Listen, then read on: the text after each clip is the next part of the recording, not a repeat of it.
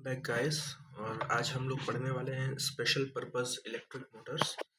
और एक एक करके स्टार्ट करते हैं। पहले नोट पैड खोल लेना, I think is good idea.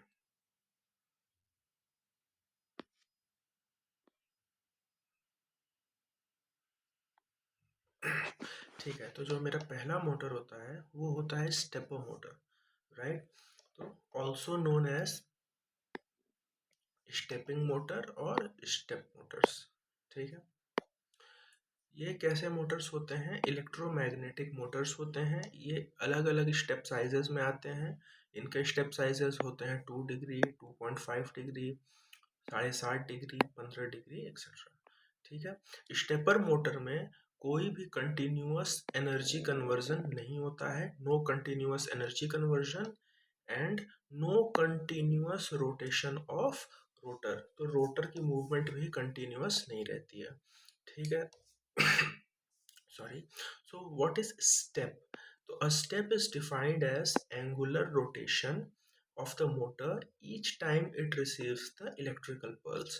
ठीक है, तो जब मोटर को हम इलेक्ट्रिक पल्स देते हैं तो उसके अंदर एक एंगुलर रोटेशन होता है कुछ डिग्री का, और हर एक एंगुलर रोटेशन हर एक पल्स के करस्पॉन्डिंग में जो होता है उसी को हम बोलते हैं step. Stepper motors are of two types.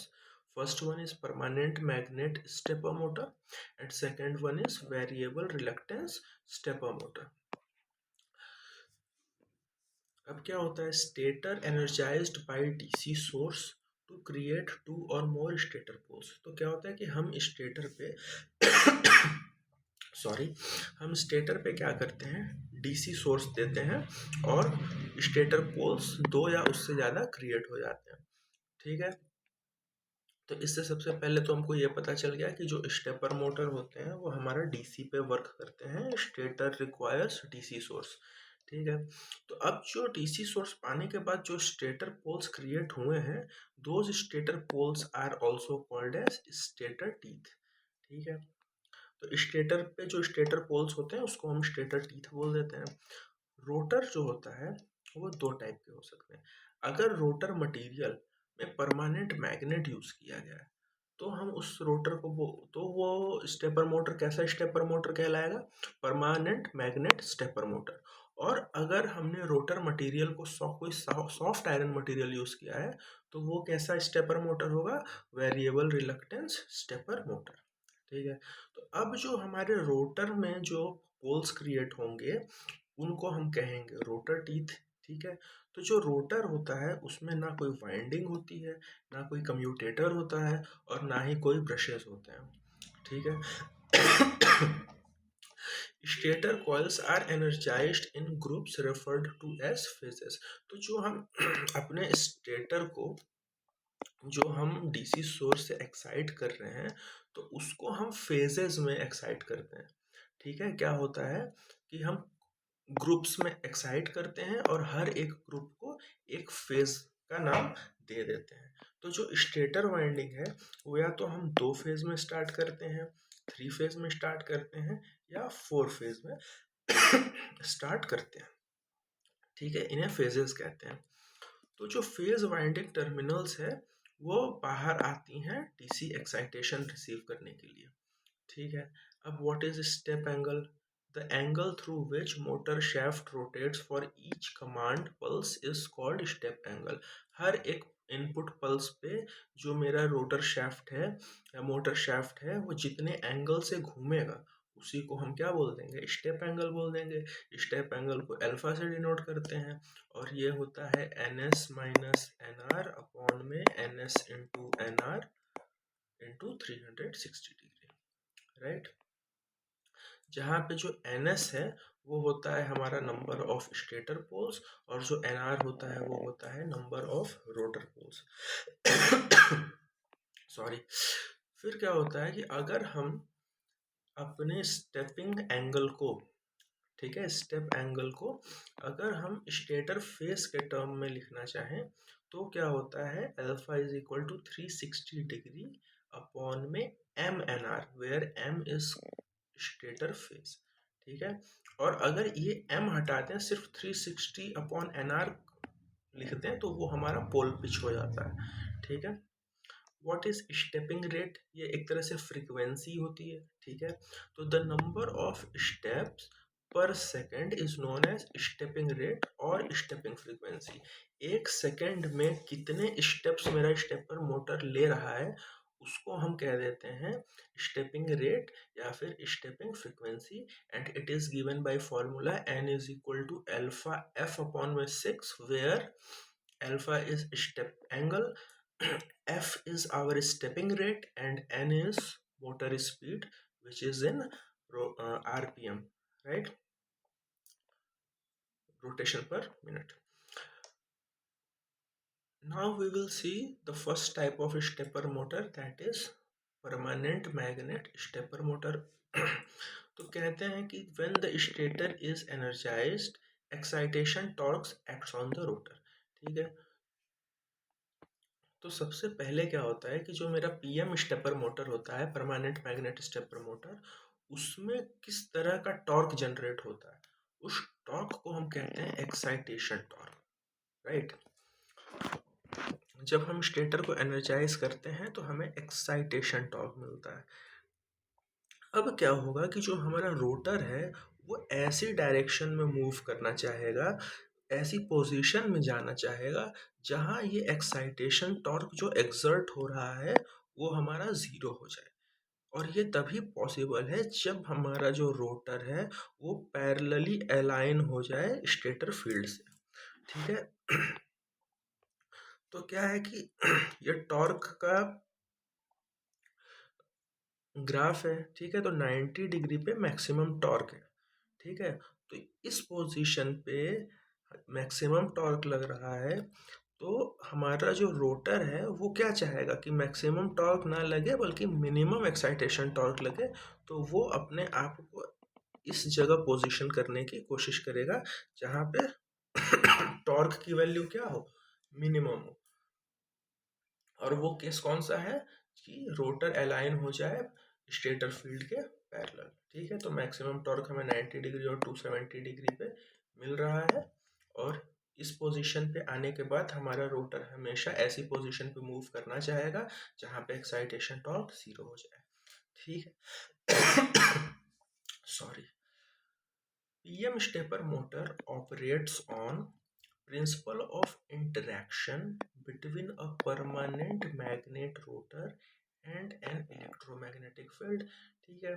तो क्या है कि हम स्टेटर पे इलेक्ट्रिक डीसी सप्लाई दे के एक इलेक्ट्रोमैग्नेटिक फील्ड जनरेट करते हैं, और हमारा इंटरैक्शन जो परमानेंट मैग्नेट का जो रोटर होता है उसका उस इलेक्ट्रोमैग्नेटिक फील्ड से इंटरैक्शन होता है, और उसी इंटरैक्शन की वजह से हमारा permanent magnet stepper motor operate करता है, ठीक है। वो अपने आप को उस मैग्नेटिक फील्ड में ऐसी जगह अलाइन करना चाहेगा जहाँ पे एक्साइटेशन टॉर्क जीरो हो, ठीक है। और इस वजह से स्टेपर मोटर रोटेट करते हैं, ठीक है। पीएम स्टेपर मोटर को हम कहते हैं कैन स्टैक मोटर भी कहते हैं, या फिर टिन कैन मोटर भी कह देते हैं, ठीक है। अब देखते हैं कंस्ट्रक्शन क्या है।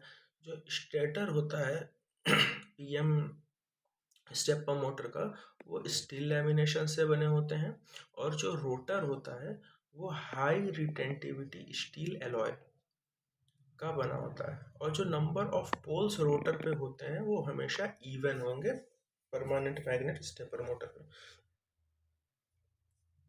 जो मेरे स्टेटर कॉइल्स हैं उनको हम जब ग्रुप कर देते हैं तो वो क्या फॉर्म करते हैं, फेजेस करते हैं। हमने बताया कि हम हमेशा फेजेस में एक्साइट करते हैं स्टेटर को, और मोस्टली इनकी जो मूवमेंट होती है वो एंटी क्लॉकवाइज डायरेक्शन में होती है, ठीक है। अब हम देखते हैं स्टेपर मोटर की लिमिटेशंस क्या क्या है। Difficult to make small rotor with large number of poles. तो पहली बात क्या है कि हम बहुत छोटे रोटर्स बनाने में बहुत हमें कठिनाई होगी जिनके नंबर ऑफ पोल्स जो हैं वो लार्ज हो, ठीक है। अगर ऐसा रोटर हम बनाएंगे तो हमें हमेशा क्या होगा, स्टेप एंगल लार्ज रखने पड़ेंगे, यानी 30 डिग्री से 90 डिग्री के बीच में, ठीक है। हाई एनर्शिया होता है इसमें, इसके वजह से एक्सेलरेशन स्लो हो जाता है because of permanent magnet rotor. और जो मैक्सिमम स्टेप रेट होता है वो 300 स्टेप पर सेकेंड तक का हम स्टेप रेट इसमें हासिल कर सकते हैं। क्योंकि स्टेपिंग एंगल अगर लार्ज हो जाएगा तो जो रोटेशनल स्पीड है वो भी हाई हो जाएगी, और इस वजह से आउटपुट टॉर्क क्या होगा, वो लो हो जाएगा। So these are the limitations of stepper motor if we make small rotor with large number of poles।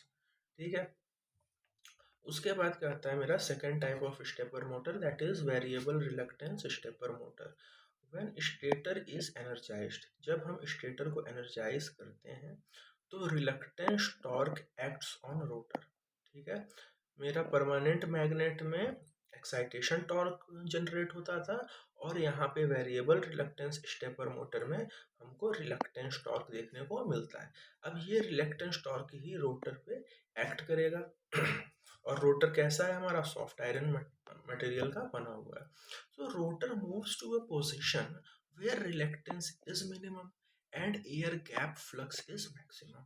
Same जैसा कि हमने पिछले मोटर में पढ़ा, सेम वही चीज यहाँ पे भी होता है कि जो हमारा रोटर है वो एक ऐसी पोजीशन पे मूव करना चाहेगा जहाँ पे, वहाँ पे एक्साइटेशन टॉर्क मिनिमम खोज रहा था, लेकिन यहाँ पे हम रिलक्टेंस मिनिमम खोजेंगे। ठीक है, मेरा मोटर क्या खोज रहा है, अपने आप को ऐसी जगह शिफ्ट करेगा कि रिलक्टेंस कम से कम हो। रिलक्टेंस होने का मतलब क्या है, देखो क्या है कि जो मेरा स्टेटर है वहां से हम उसको सप्लाई देके एनर्जाइज करा रहे हैं, एक मैग्नेटिक फील्ड डेवलप कर रहे हैं। ठीक है, अब मैग्नेटिक फील्ड डेवलप कर लिए और उस मैग्नेटिक फील्ड के अंदर हमारा रोटर है।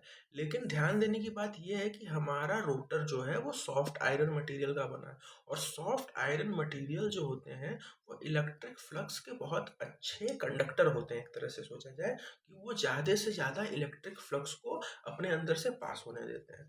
ठीक है, तो क्या होता है, रिलक्टेंस क्या होता है, इसी इलेक्ट्रिक फ्लक्स को अगर कुछ अपोजिशन मिले तो दैट इज रिलक्टेंस। तो क्या है कि क्योंकि सॉफ्ट आयरन मटेरियल की प्रॉपर्टी ही ये है कि वो ज़्यादा से ज़्यादा फ्लक्स को अपने अंदर से पास होने देगा, तो हमारा रोटर ऐसी ही डायरेक्शन में मूव करेगा जहाँ पे रिलक्टेंस जो है वो मिनिमम हो जाए। ठीक है, और एयर गैप फ्लक्स जो है वो मैक्सिमम हो जाए। ठीक है, रोटेशन हो गया यहाँ पे, इस वजह से वहां पे टॉर्क की वजह से रोटेशन हो रहा था, यहाँ पे रिलक्टेंस की वजह से रोटेशन होता है। ठीक है, that is rotor teeth align with the energized stator poles. ठीक है, और ये तभी पॉसिबल है जब हमारा जो रोटर के टीथ हैं या जो रोटर पोल्स हैं वो स्टेटर पोल्स से क्या हो जाए, अलाइन हो जाए। ठीक है, तो देखो यहाँ पे क्या होता है कि मैक्सिमम टॉर्क 45 डिग्री 135 डिग्री पे मिलता है, और इस एंगल पे रिलक्टेंस टॉर्क जो होता है वो रोटर को फोर्स करता है to move to a position of minimum reluctance to the path of magnetic flux. ठीक है, और इस वे में हम मोटर का रोटेशन पॉसिबल हो पाता है। प्रिंसिपल तो वही है जैसे कि सेम एज रिलक्टेंस मोटर। ठीक है, एंड कंस्ट्रक्शन क्या है, almost same as stepper motor. Rotor जो है हमने बता दिया soft iron material soft steel का बनता है। ठीक है, रोटर पोल्स जो होते हैं वो लेस देन स्टेटर पोल्स होते हैं। ठीक है, पीएम स्टेपर मोटर में रोटर पोल्स का इवन नंबर होना जरूरी था, लेकिन वी आर स्टेपर मोटर में रोटर पोल्स जो हैं वो स्टेटर पोल से कम होंगे। ठीक है, इससे हम हमेशा ये इंश्योर कर पाते हैं कि only one set of stator rotor teeth are aligned at a given time। ठीक है, और ये जो है मोस्टली क्लॉकवाइज मूवमेंट को फॉलो करते हैं। ये तो 30 डिग्री का एंगल स्टेप है। ठीक है, 0 से लेके 360 तक, और इसमें कुछ साइकिल्स हैं, हर साइकिल 3 फेज हैं ए बी सी, तो हर बार में हम सिर्फ एक फेज को ऑन रखेंगे। तो इस केस में एक ए को ऑन रखे हैं, इस केस में बी को ऑन रखे हैं, इस केस में सी को ऑन रखे हैं, बाकी देखो सब ऑफ ऑफ ऑफ है। तो ये पॉसिबिलिटीज हैं स्विचिंग की, ठीक है, हर एक एंगल पे। तो ऐसे हम जब साइकिल चेंज करते जाते हैं और स्टेप एंगल चेंज होता रहता है, तो हम देखते हैं कि जो मेरा स्टेपर मोटर है वो 0 से 360 डिग्री अगर टर्न रोटेट कर लिया, मतलब एक रोटेशन कंप्लीट कर लिया, ठीक है। तो एक cycle, 2 cycle, 3 cycle, 4 cycle and 5 cycle. तो यहाँ हम देख सकते हैं कि जो VR स्टेपर मोटर है वो 5 साइकिल लेता है एक रिवॉल्यूशन के लिए, ठीक है। वो भी 5 साइकिल, पूरा 5th साइकिल कंप्लीट नहीं होती, लेकिन 5th में एंटर कर जाती है, that's why it takes 5 cycle for 1 revolution, ठीक है। अब हम देखते हैं हाइब्रिड स्टेपर मोटर। तो ये क्या है, combination of PM and VR stepper motor हो गया, ठीक है। Hybrid motor develops both excitation torque and reluctance torque. इसकी खासियत हाइब्रिड है तो ऑब्वियसली ये दोनों टॉर्क का मिक्सचर ही होगा, तो इसमें एक्साइटेशन टॉर्क और रिलक्टेंस टॉर्क दोनों ही डेवलप होते हैं। और इसके वजह से जो रिजल्टेंट टॉर्क होता है वो हमारे दोनों मोटर्स से ज़्यादा होता है। परमानेंट मैग्नेट और वेरिएबल रिलक्टेंस मोटर से ज़्यादा रिलक्टेंस टॉर्क हमको हाइब्रिड स्टेपर मोटर में देखने को मिलता है। कंस्ट्रक्शन इसका सिमिलर ही है, या तो PM या तो VR मोटर की तरह इसका कंस्ट्रक्शन करेंगे स्टेटर का। जो रोटर है वो combination of permanent magnet and variable reluctance का कॉम्बिनेशन होता है। Two identical stacks of soft iron as well as an axially magnetized round permanent magnet हम यूज करते हैं। ऑपरेशन हाइब्रिड स्टेपर मोटर का क्या है कि जैसे कि PM और VR स्टेपर मोटर्स में होता था कि स्टेप एंगल जो है वो डिपेंडेंट होते थे स्टेटर फेस पे, लेकिन हाइब्रिड स्टेपर मोटर में स्टेप एंगल जो होता है वो इंडिपेंडेंट होता है नंबर ऑफ स्टेटर फेस के, और डिपेंड करता है सिर्फ और सिर्फ रोटर टीथ या रोटर पोल के ऊपर। इसलिए यहाँ पे जो स्टेप एंगल हो जाएगा वो हमारा 90 डिग्री अपॉन NR हो जाएगा, ठीक है। This is only valid for hybrid stepper motor. Also we can say that hybrid stepper motor is independent. Hybrid stepper motor's step angle is independent of the stator phases, but the step angle of hybrid stepper motor depends on number of rotor teeth or rotor poles, ठीक है। What is the disadvantage of hybrid stepper motor? It is high inertia. So ये motor तो complete हो गया। Next one is our switch reluctance motor, that is SRM motors, ठीक है। इसको आइए देखते हैं। ये भी उसी प्रिंसिपल पे वर्क करता है जिस प्रिंसिपल पे हमारा वेरिएबल रिलक्टेंस मोटर वर्क करता है, ठीक है। इसके स्टेटर और रोटर दोनों ही कैसे होते हैं, सेलिएंट पोल्स होते हैं, ठीक है। स्टेटर भी सेलिएंट और रोटर भी सेलिएंट। स्विच्ड रिलक्टेंस मोटर की बात हो रही है। Stator carries coils on each pole, ठीक है। The diametrically opposite coils are connected in series to form a phase, ठीक है। तो इसमें क्या होता है कि स्टेटर जो है वो कॉइल्स कैरी करता है हर एक पोल पे, और जो डायमेट्रिकली अपोजिट कॉइल्स हैं, ठीक है, वो क्या है, आपस में सीरीज में कनेक्टेड रहते हैं और एक फेस फॉर्म करते हैं, ठीक है। जो हमारा रोटर होता है वो सॉफ्ट मैग्नेटिक मटेरियल का बना होता है और कोई भी वाइंडिंग कैरी नहीं करता है, ठीक है। यानी कि जो स्विच्ड रिलक्टेंस मोटर है उसमें किसी भी तरह की वाइंडिंग रोटर में नहीं होती है। Stator and rotor both are laminated to reduce eddy currents. Now let's see the working of SRM motors, SR motors or switched reluctance motors. Working ये है कि stator coils are energized with a single pulse of current at high speed.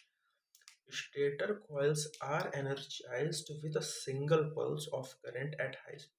तो जो stator coils हैं वो high speed पे सिर्फ एक सिंगल पल्स से एनर्जाइज किए जाते हैं, ठीक है। इसमें रिलक्टेंस टॉर्क डेवलप होता है due to attraction between rotor and stator poles, ठीक है, ये भी समझ में आ रहा है। To develop torque rotor position is determined by sensors, ठीक है, so that excitation timing of phase winding is precise. तो क्या है कि जो रिलक्टेंस टॉर्क कैसे डेवलप हो रहा था कि हमारा जो रोटर पोल्स और स्टेटर पोल्स ऐसे अलाइन होने चाहिए कि दोनों के बीच का रिलक्टेंस मिनिमम हो और एयर गैप डेंसिटी जो है वो मैक्सिमम होनी चाहिए थी, राइट। और ये पोजीशन कैसे डिटरमाइन होगी, क्योंकि हम इसको जो एनर्जाइज कर रहे हैं स्टेटर तो वन एट अ टाइम कर रहे हैं और इन फेजेस कर रहे हैं, ठीक है। तो क्या होता है कि एक्साइटेशन टाइमिंग बहुत इंपॉर्टेंट होती है कि किस समय हम स्टेटर को एनर्जाइज करें कि हमको वो पोजीशन रोटर की मिल सके जिसमें कि रिलक्टेंस टॉर्क जो है वो मिनिमम हो जाए और हमारा रोटर रोटेट कर पाए। तो ये जो एक्साइटेशन टाइमिंग है वो डिटरमाइन की जाती है सेंसर्स के थ्रू, ठीक है। Very high speeds can be obtained by using high frequency pulses, ठीक है। हम हाई फ्रीक्वेंसी पल्सेस यूज करके स्विच्ड रिलक्टेंस मोटर में बहुत हाई स्पीड अटेन कर सकते हैं। और कितनी हाई स्पीड, 10,000 से 30,000 आरपीएम तक की स्पीड को हम अचीव कर सकते हैं। एडवांटेज क्या होते हैं एसआरएम के, तो पहली बात रोटर के पास तो कोई वाइंडिंग ही नहीं है, तो कोई स्लिप रिंग भी नहीं होगी और इस वजह से इस टाइप के मोटर्स जो होते हैं वो बहुत रोबस्ट होते हैं, बहुत मजबूत होते हैं। एफिशिएंसी इनकी हाई होती है 70 से 80% के बीच में and they can be operated in harsh environment, that is ये हाई टेम्परेचर और सीवियर वाइब्रेशन वाले कंडीशन में ऐसे मोटर्स को हम यूज कर सकते हैं और स्पीड तो 10,000 टू 30,000 आरपीएम होती ही है। Next is permanent magnet DC motor, ठीक है। इसमें क्या हम कर रहे हैं, परमानेंट मैग्नेट यूज करते होंगे ऑफ कोर्स। तो पहली बात, जो परमानेंट मैग्नेट डीसी मोटर है या पीएम डीसी मोटर है ये सिमिलर होता है डीसी शंट मोटर के, ठीक है। सिर्फ और सिर्फ इतना डिफरेंस होता है परमानेंट मैग्नेट डीसी मोटर और शंट मोटर में कि जो शंट मोटर का जो फील्ड है वो हम कैसे प्रोवाइड कराते थे, फील्ड वाइंडिंग में करंट फ्लो करवा के, ठीक है। लेकिन इसमें क्या होता है कि हम फील्ड को प्रोवाइड करवाते हैं परमानेंट मैग्नेट के हेल्प से, ठीक है। ये 7.5 HP तक यूज किया जा सकता है और mostly fractional horse power Motors ये होते हैं, ठीक है। अब इनका कंस्ट्रक्शन देख लो। ये नॉर्थ पोल, ये साउथ पोल परमानेंट मैग्नेट लगे हुए हैं और अंदर जो है रोटर है, रोटर पर ये रोटर वाइंडिंग्स रखी हुई हैं, ठीक है। तो permanent magnets are supported by a cylindrical steel stator which also provides return path for the magnetic flux। अब क्या होता है, देखो परमानेंट मैग्नेट डीसी मोटर की एक खासियत ये है कि इनका जो आर्मेचर होता है या फिर जो रोटर का हिस्सा होता है वो साइज में बहुत बड़ा होता है डीसी मोटर के तुलना में, क्योंकि हमने क्या बोला, डीसी मोटर से ही तो कंपेयर किया कि ये डीसी शंट मोटर की ही तरह होते हैं, बस फील्ड वाइंडिंग की जगह हम यहाँ पे परमानेंट मैग्नेट यूज करते हैं इलेक्ट्रोफील्ड फील्ड जनरेट करने के लिए, ठीक है। तो इनका जो आर्मेचर होता है वो डीसी मोटर की तुलना में बड़ा होता है, लेकिन अगर ओवरऑल साइज की बात किया जाए तो वो डीसी मोटर से छोटा होता है, ठीक है। सो permanent magnet usually operates at lower gap flux density. तो जो हमारे परमानेंट मैग्नेट होते हैं वो ऑपरेट करते हैं at a lower gap flux density पे। अब इनकी वर्किंग क्या होती है कि हम इसको 12 वोल्ट या उससे कम पे हम इसको यूज करते हैं और बैटरीज और रेक्टिफायर्स के थ्रू, ठीक है। इसमें जो ड्राइविंग टॉर्क होता है that is produced by interaction between flux of permanent magnet and current carrying conductors। वही सीन है कि जो हमने परमानेंट मैग्नेट यूज किया है उसने एक फ्लक्स जनरेट किया है और उसी फ्लक्स में हमने करंट कैरिंग कंडक्टर्स रखे हैं, इन्हीं के इंटरेक्शन की वजह से हमें एक ड्राइविंग टॉर्क मिलेगा, ठीक है। अब इसमें एक स्टॉलिंग टॉर्क आता है। स्टॉलिंग टॉर्क वो होता है कि जिस पे मोटर रन नहीं कर रहा है, अब चाहे तो आपने उसको रोक के रखा हुआ है, ठीक है, रोटेट नहीं कर रहा है और टॉर्क लेकिन लग रहा है, ठीक है, तो स्टॉलिंग टॉर्क जो होता है वो फुल लोड टॉर्क का 6 टाइम्स होता है, ठीक है। इस वजह से this motor can not be run continuously anywhere near its maximum torque level. इसको हम इसके मैक्सिमम टॉर्क लेवल पे ऑपरेट नहीं करवा पाते, ठीक है, क्योंकि इसका स्टॉलिंग टॉर्क जो है वो 6 times the full load torque हो जाता है, ठीक है। It is possible to start motor directly from supply without starter. तो जो परमानेंट मैग्नेट डीसी मोटर्स होते हैं उसको हम डायरेक्टली सप्लाई दे के स्टार्ट कर सकते हैं, और इसमें किसी भी टाइप के स्टार्टर का हम यूज़ नहीं करते हैं, ठीक है। देखो यहाँ पे एक परमानेंट मैग्नेट लगा दिया है, ये मेरा आर्मेचर है, ठीक है, और सेम ही है जैसे हम डीसी शंट मोटर का डायग्राम देखते हैं वैसा ही है, बस हम यहाँ पे क्या करते थे, एक फील्ड वाइंडिंग बनाते थे, राइट, वो यहाँ पे है नहीं, ऐसे करके एक फील्ड वाइंडिंग बनती थी हमारी, तो वो यहाँ पे बनेगी नहीं, ठीक है। ये देख लो भैया, स्पीड और टॉर्क का रिलेशन है कि जैसे जैसे हमारा टॉर्क बढ़ेगा हमारी स्पीड घटेगी, ठीक है, या फिर करंट बढ़ेगा तो भी स्पीड घटेगी। जैसे कि लोड बढ़ा तो लोड बढ़ने पे स्पीड घट गई, और करंट बढ़ गया तो करंट बढ़ने पे स्पीड घट रही है, ठीक है। तो this is the graph for the speed versus torque और स्पीड वर्सेस आर्मेचर करंट, ठीक है। Permanent magnet DC motor can be controlled by, अब इस तरह के मोटर को हम या तो सप्लाई वोल्टेज के थ्रू कंट्रोल कर सकते हैं, या फिर हम आर्मेचर रेजिस्टेंस में कुछ चेंजेस करके इस तरह के मोटर्स को हम कंट्रोल कर सकते हैं। देखते हैं, अगर हम वोल्टेज चेंज करेंगे, ठीक है, तो जो नो लोड स्पीड है वो तो चेंज होगी, लेकिन स्लोप में कोई चेंज नहीं आएगा, ठीक है। तो देखो जैसे यहाँ पे पहले V1 वोल्टेज है, ठीक है, ये हमारा नो लोड स्पीड है और ये हमारा टॉर्क है, ठीक है। तो हमने जैसे वोल्टेज V1 से V2 किया, V2 से V3 किया, तो हम देख रहे हैं कि हमारा N1 से N2 हुआ, स्पीड बढ़ी नो लोड स्पीड, और फिर N3 को भी चली गई, लेकिन जो हमारा स्लोप है वो स्लोप पे कोई भी चेंज नहीं आया, राइट।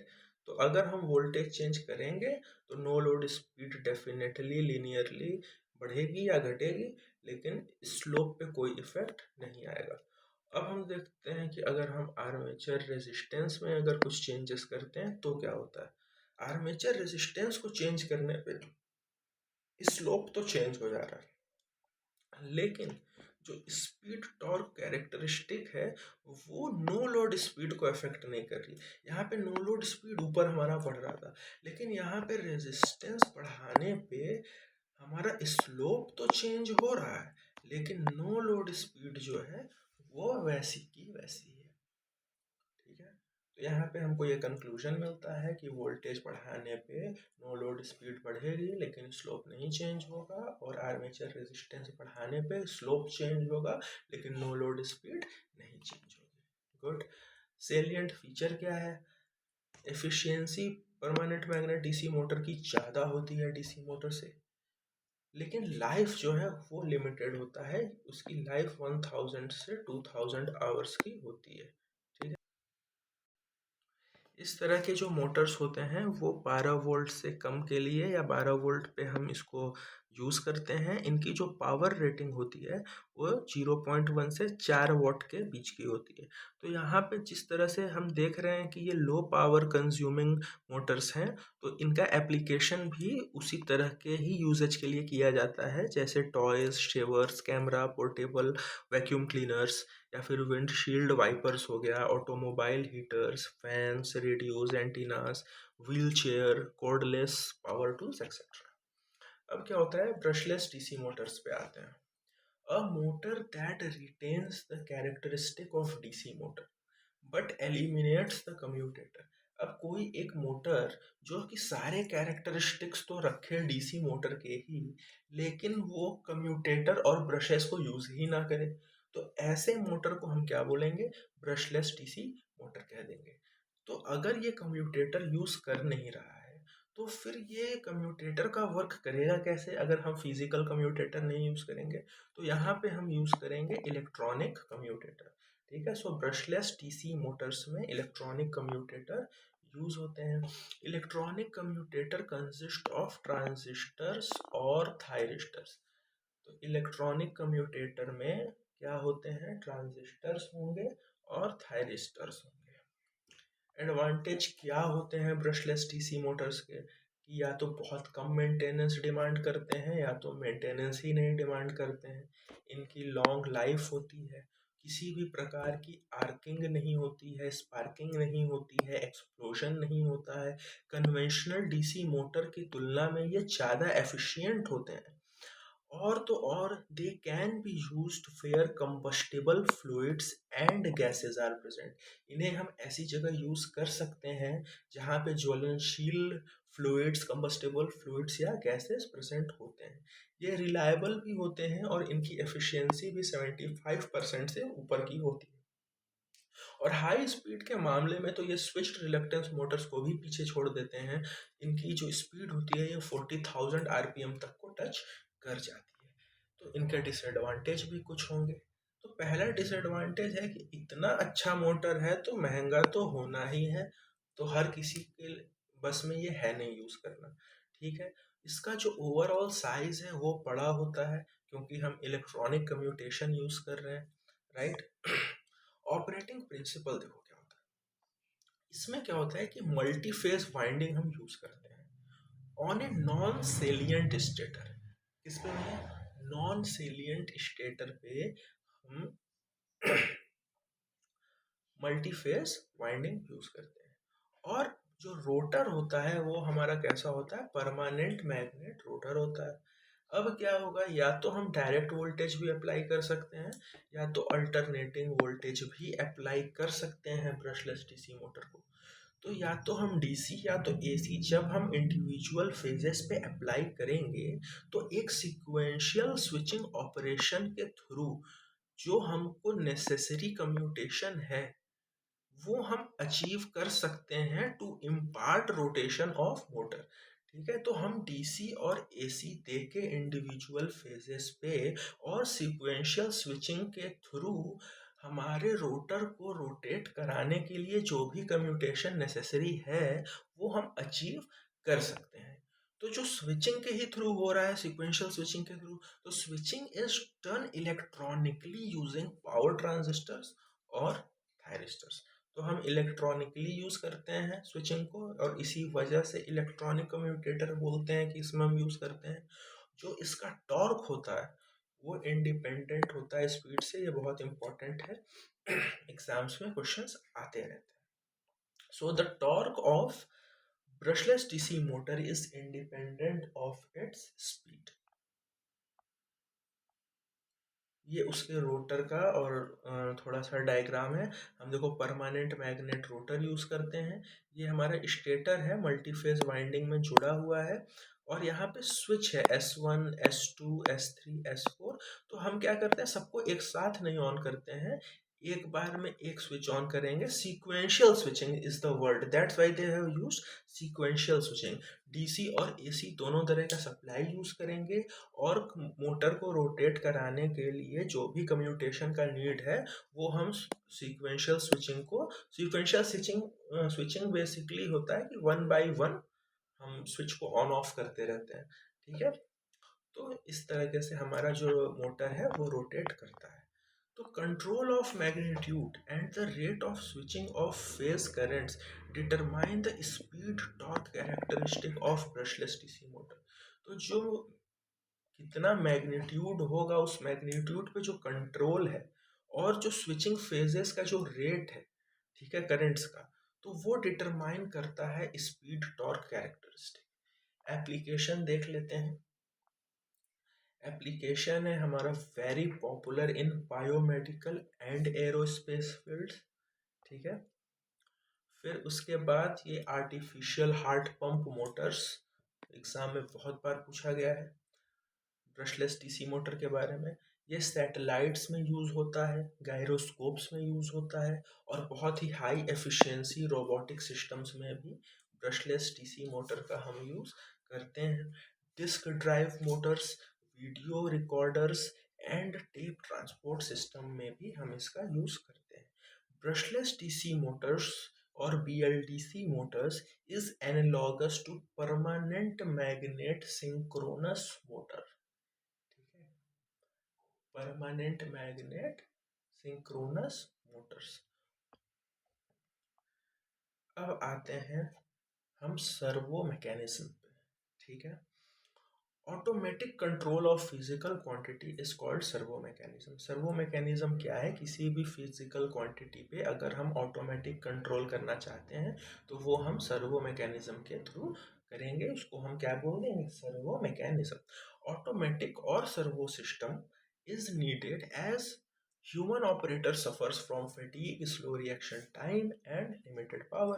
हमको ऑटोमेटिक सिस्टम या सर्वो सिस्टम की क्यों ज़रूरत है? क्योंकि जो ह्यूमन ऑपरेटर हैं वो थक जाते हैं, उनका जो रिएक्शन का टाइम होता है वो 0.3 सेकेंड होता है। ठीक है, और लिमिटेड पावर भी होती है। अब कहेंगे 0.3 सेकेंड तो बहुत कम है, अब इतना रिएक्शन टाइम तो बहुत अच्छा है, लेकिन कभी कभी अगर कोई करंट 0.3 सेकेंड से किसी के थ्रू गुजर जाए तो वो बहुत डिट्रीमेंटल हो सकता है, ना सिर्फ इंसान के लिए बल्कि मशीन्स के लिए भी।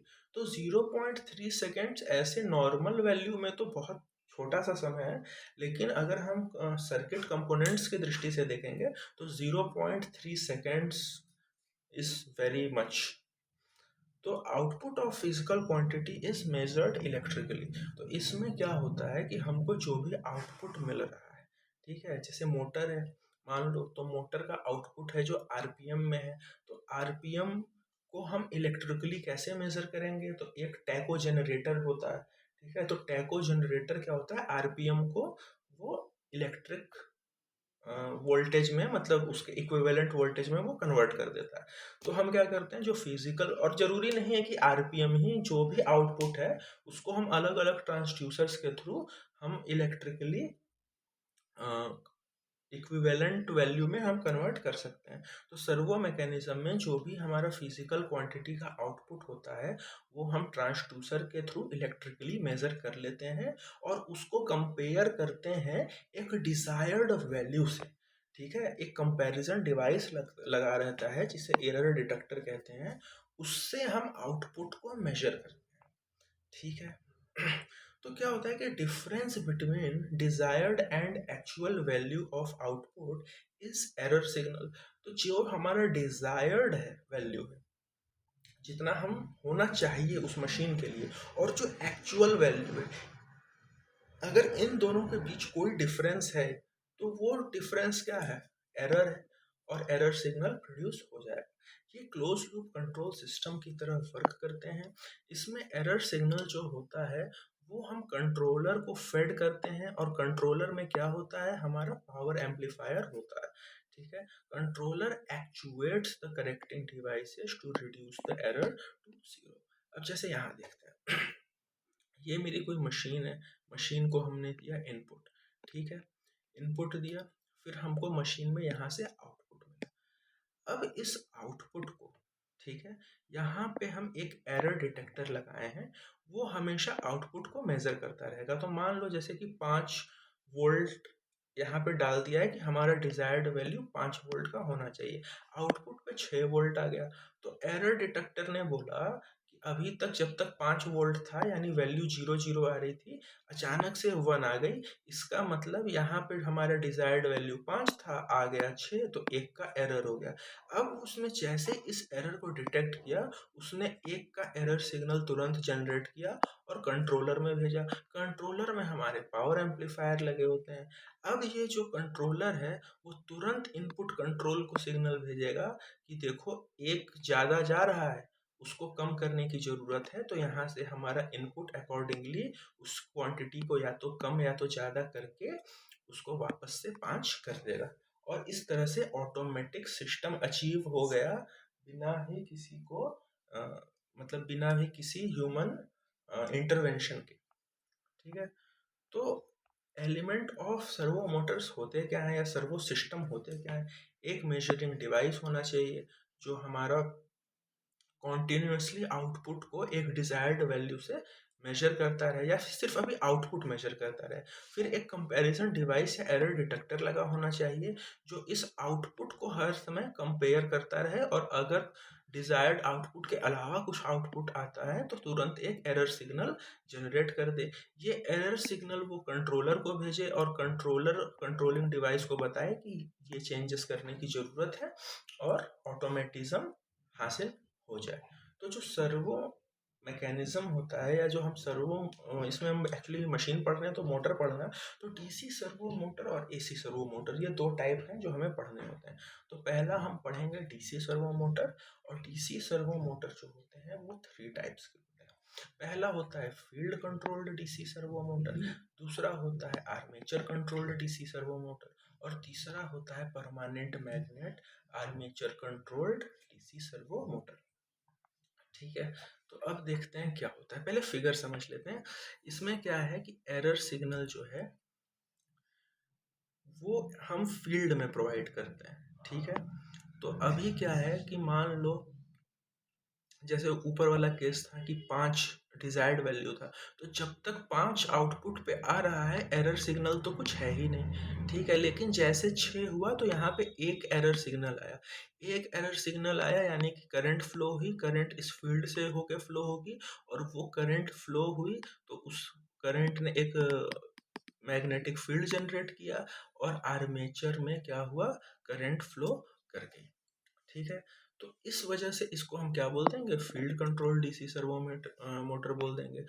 और जो हमारे यहाँ पे एक चीज होता है कि जो आर्मेचर है वो कांस्टेंट करंट सोर्स से जुड़ा होता है, हम उसको कांस्टेंट करंट सोर्स सप्लाई करना पड़ता है आर्मेचर को। उसी तरह जब हम armature control DC servo motor पे जाएंगे तो आर्मेचर पे एरर सिग्नल लगा देते हैं डीसी एम्पलीफायर, और जो हमारा फील्ड होता है उसको कांस्टेंट करंट सोर्स हम प्रोवाइड करते हैं। और तीसरा जो था हमारा परमानेंट मैग्नेट सर्वो मोटर, उसमें क्या करते हैं कि हम आर्मेचर जो मतलब जो हम कांस्टेंट करंट सोर्स प्रोवाइड कर रहे थे उसकी जगह हम सीधे सीधे परमानेंट मैग्नेट यूज कर लेते हैं इलेक्ट्रिक फील्ड मैग्नेटिक फ्लक्स को जनरेट करने के लिए। ठीक है, तो अब एक एक करके देखते हैं। Field controlled DC servo motor sorry, तो field winding controlled by electronic amplifier. तो field control DC servo motor में जो फील्ड वाइंडिंग है वो हम कंट्रोल करते हैं इलेक्ट्रॉनिक एम्पलीफायर के थ्रू। आर्मेचर जो है वो सप्लाइड होता है बाय कांस्टेंट करंट सोर्स। तो जो टॉर्क प्रोड्यूस होता है मोटर में वो जीरो होता है, क्योंकि कोई फील्ड एक्साइटेशन ही नहीं है। फील्ड एक्साइटेशन नहीं है तो टॉर्क जीरो होगा। और क्यों फील्ड एक्साइटेशन नहीं है, क्योंकि ये जो फील्ड एक्साइटेशन है वो डीसी एरर एम्पलीफायर के थ्रू हमको मिलना है, और जब एरर है ही नहीं तो फिर हमको यहाँ पे कोई एक्साइटेशन भी नहीं मिलेगी और हमारा टॉर्क क्या रहेगा, जीरो रहेगा। अब क्या है, जो टॉर्क होता है वो हमारा डायरेक्टली प्रोपोर्शनल होता है फील्ड फ्लक्स और फील्ड करंट के। ठीक है, अप टू सैचुरेशन। तो एक चीज़ ये देखते हैं कि अगर हम पोलैरिटी रिवर्स कर देते हैं तो मोटर का डायरेक्शन भी रिवर्स हो जाता है। और क्या होता है कि only used for small servo Motors. तो जो फील्ड कंट्रोल्ड सर्वो मोटर्स होते हैं वो सिर्फ स्मॉल सर्वो मोटर के लिए यूज होते हैं। ठीक है, क्यों लार्ज के लिए क्यों नहीं यूज कर सकते हैं field controlled AC servo Motors को?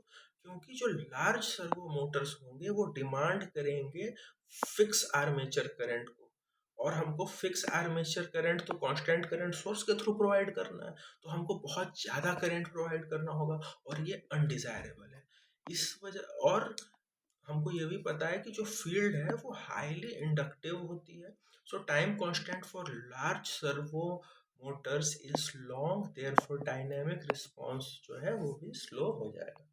ठीक है, अब आते हैं armature controlled DC servo motor पे। तो armature circuit is controlled by an electronic amplifier, ठीक है। और इस बार हम फील्ड वाइंडिंग पे क्या करते हैं, कांस्टेंट करंट सोर्स दे देते हैं। स्मॉल और large change in armature voltage that is error causes immediate response in torque.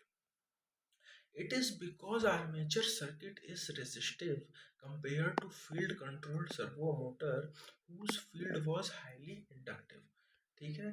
तो क्या है कि जैसे ही आर्मेचर में हल्का सा भी चेंज आता है, एरर आता है, तो टॉर्क में तुरंत रिस्पांस देखने को हमको मिलता है। क्यों? क्योंकि जो आर्मेचर सर्किट है वो बहुत ज़्यादा रेजिस्टिव होता है, ठीक है, फील्ड कंट्रोल्ड सर्वो मोटर की तुलना में। इसमें भी अगर एरर सिग्नल की पोलैरिटी चेंज होती है तो डायरेक्शन ऑफ मोटर जो होता है वो तुरंत चेंज हो जाता है। Third one is our permanent magnet armature controlled DC servo motor. It uses permanent magnets for constant field excitation instead of constant current source. तो ये क्या करते हैं, परमानेंट मैग्नेट यूज कर लेते हैं फील्ड एक्साइटेशन के लिए instead of constant current source. जो मैग्नेट ये यूज़ करते हैं वो एल्यूमिनिको या सिरेमिक मैग्नेट्स हो सकते हैं। और advantage of permanent magnets over wound field क्या है, इंक्रीज्ड एफिशिएंसी, फ्रेम साइज छोटा और एक्सेलरेटिंग टॉर्क भी ज़्यादा।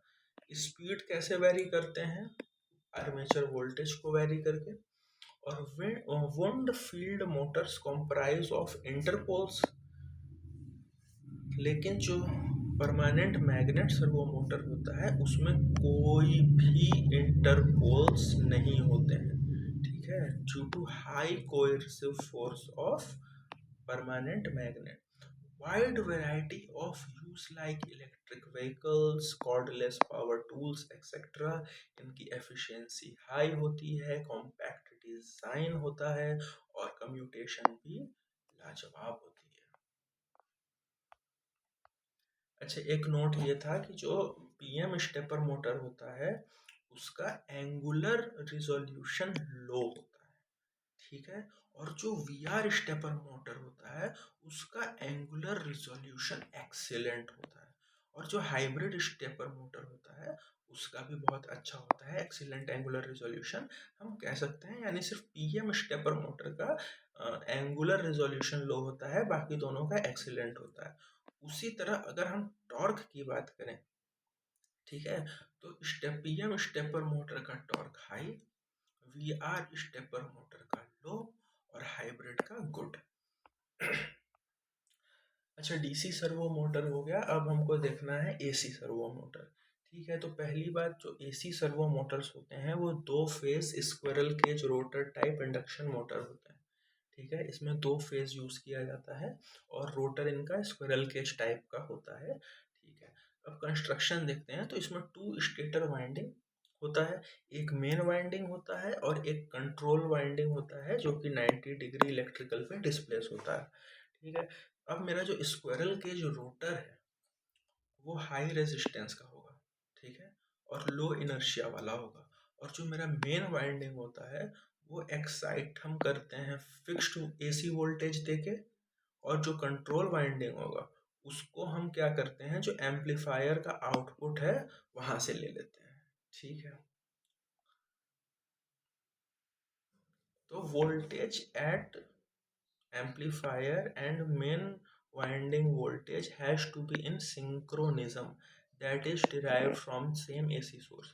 तो इसमें क्या होता है, एसी सर्वो मोटर में हम एक कैपेसिटर को कनेक्ट करते हैं मेन वाइंडिंग के साथ सीरीज में, ताकि हम 90 डिग्री डिस्प्लेसमेंट को मेंटेन कर पाए। वो ऊपर था ना कि जो दो स्टेटर वाइंडिंग होती हैं, मेन वाइंडिंग और कंट्रोल वाइंडिंग, वो 90 डिग्री इलेक्ट्रिकल में डिस्प्लेस होनी चाहिए। उसके लिए हमको एक कैपेसिटर सीरीज में यूज करना पड़ेगा, ठीक है। देखो ये मेन वाइंडिंग है यहाँ पे हमने, और ये मेरी क्या है, कंट्रोल वाइंडिंग है। तो इन दोनों में 90 डिग्री इलेक्ट्रिकल को मेंटेन करने के लिए हमको मेन वाइंडिंग के सीरीज में एक कैपेसिटर को कनेक्ट करना पड़ता है, राइट। तो एट जीरो सिग्नल या at zero error voltage, rotor remain at stand still. Obviously जब एरर है नहीं तो रोटर क्या है, स्टैंड स्टिल पे रहेगा। लेकिन जैसे ही स्मॉल एरर आता है तो सिग्नल जो है वो एम्पलीफाई हो जाता है बाय एम्पलीफायर और कंट्रोल वाइंडिंग में फेड कर दिया जाता है। Servo motor rotates with speed proportional to this voltage that is error voltage. ठीक है, तो क्या है कि अभी तो कोई अगर इसमें एरर नहीं है तो कोई दिक्कत नहीं है, मेरा रोटर रोटेट नहीं करेगा। लेकिन जैसे ही एरर आया, छोटा सा भी एरर आया, तो यहाँ पे एम्पलीफायर लगा है, वो एम्पलीफायर उस एरर को बहुत बड़ा कर देगा, उस एरर वोल्टेज को, और वो एरर वोल्टेज की वजह से मेरा रोटर जो है वो रोटेट कर जाएगा। ठीक है, कितना रोटेट करेगा ये डिपेंड करता है एरर वोल्टेज पे। एरर वोल्टेज के प्रोपोर्शनल ही रोटेट करेगा और हमेशा इस डायरेक्शन में रोटेट करेगा ताकि मेरा एरर सिग्नल क्या हो, रिड्यूस हो जाए। Servo motor design to produce larger torque at low speed. Servo motor इस तरह से डिजाइन किए जाते हैं कि वो बड़ा से बड़ा टॉर्क जनरेट कर पाए लो स्पीड पे। लेकिन but the torque should be low at high speed to prevent overshooting. लेकिन जो टॉर्क है वो तो लो होना चाहिए ताकि ओवरशूटिंग को प्रिवेंट किया जा सके। इस वजह से टू रिड्यूस द ओवरशूट, जो स्क्वायरल के जो रोटर है वो हम लॉन्गर और थिनर बनाते हैं। ठीक है, तो इससे क्या होता है, लॉन्गर और थिनर बनाने से रिएक्टेंस टू रेजिस्टेंस रेशियो जो है वो कम हो जाता है इंडक्शन मोटर के रिएक्टेंस टू रेजिस्टेंस रेशियो या x/r रेशियो से। ठीक है, रोटर बार जो होते हैं वो high resistance that prevent inductive reactance affecting torque, therefore as torque decreases speed increases. Torque decrease होता है तो स्पीड बढ़ जाता है। और एसी सर्वो मोटर की बेस्ट चीज़ होती है कि इनका निगेटिव स्लोप होता है, निगेटिव कैरेक्टरिस्टिक ये मेंटेन करते हैं। और एक चीज़ होता है ड्रैग कप रोटर। तो जो ड्रैग कप रोटर है वो हम यूज़ करते हैं टू गिव लो इनर्शिया। इस वजह से कौन सा रोटर यूज़ करते हैं, drag cup rotor. AC servo motor के ड्रॉबैक्स क्या है, स्टार्टिंग टॉर्क इनका लो होता है। फिर कहते हैं कि if voltage across control winding becomes zero. अगर कंट्रोल वाइंडिंग के पास वाला वोल्टेज जीरो हो जाए तो motor single phase induction motor की तरह रन करने लगेगा। और इसी चीज को प्रिवेंट करने के लिए हम ड्रैग कब रोटर को यूज करते हैं और हाई रेजिस्टेंस को भी यूज करते हैं। और इसी के साथ हमारा स्पेशल पर्पस मोटर कंप्लीट हो गया है। लेट्स सी, इसको रिवाइज करते हैं and hope for the best.